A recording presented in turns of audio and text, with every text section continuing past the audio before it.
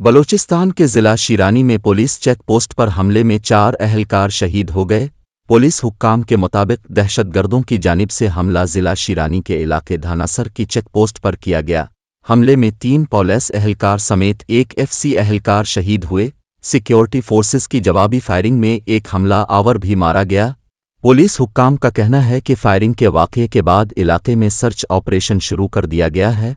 वज़ीर आला बलूचिस्तान अब्दुल कुद्दूस बजंजू ने शिरानी में सिक्योरिटी चेक पोस्ट पर हमले की मजम्मत करते हुए कहा है कि बुज़दिलाना कार्रवाइयाँ फोर्सेस के हौसले पस्त नहीं कर सकती। सिक्योरिटी फोर्सेस की कुर्बानियाँ कौम के लिए मशल्ला हैं।